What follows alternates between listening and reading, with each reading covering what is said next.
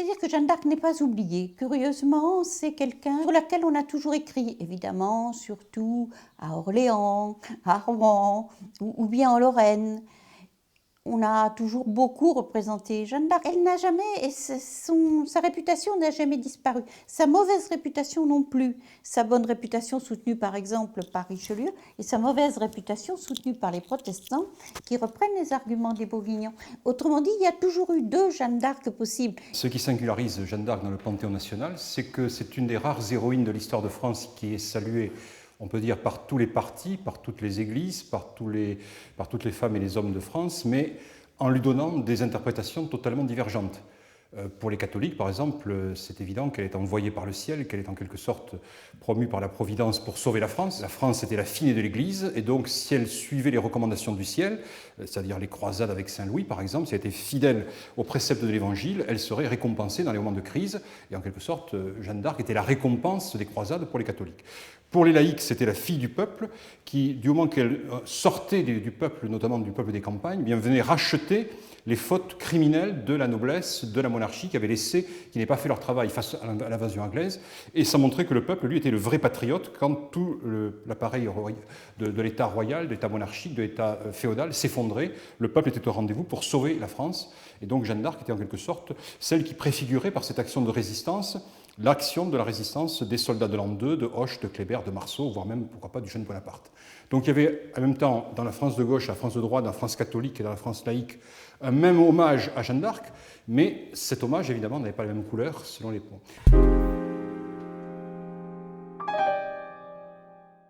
Si on voulait résumer le mythe de Jeanne d'Arc dans la mémoire collective contemporaine, on pourrait parler de 4 séquences successives.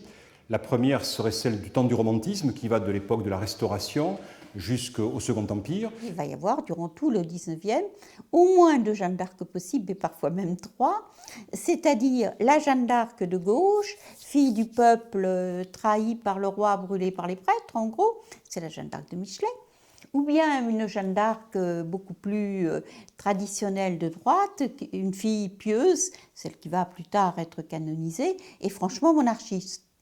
Et puis une fille pieuse, mais pas franchement monarchiste, à partir d'Henri Wallon, dont la Jeanne d'Arc joue un très grand rôle. Henri Wallon, c'est celui de l'amendement Wallon, c'est l'amendement qui proclame la Troisième République. Et c'est aussi le plus grand historien de Jeanne d'Arc.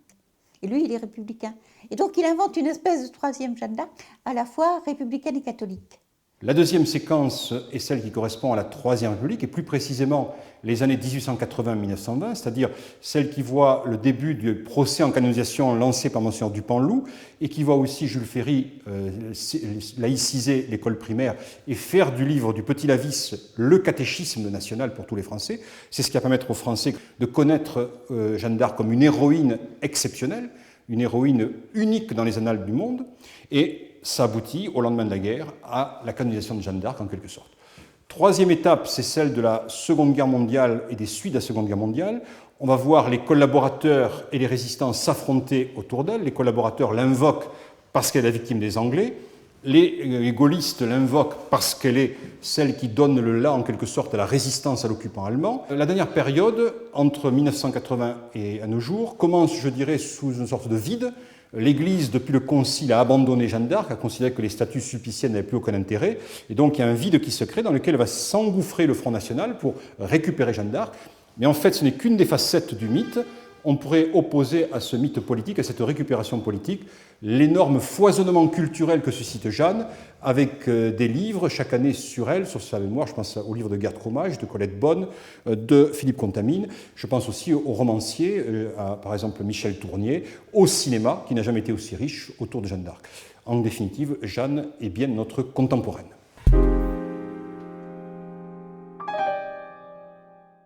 Les mythographes n'inventent pas tout, ils sont aussi les héritiers d'une tradition.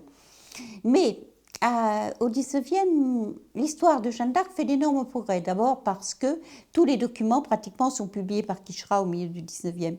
En contrepartie à cette histoire officielle, qui devient officielle, c'est vrai, qui se met en place une espèce de vulgate contestatrice faite par des gens qui pour la plupart ne sont pas des historiens professionnels, qui ne savent pas forcément bien utiliser les sources, mais qui veulent démontrer que l'histoire officielle a tort, que Jeanne d'Arc n'est pas ce que l'on a cru, que c'est la fille d'Isabeau de Bavière et de Louis d'Orléans, que c'est un homme parfois aussi, ce qui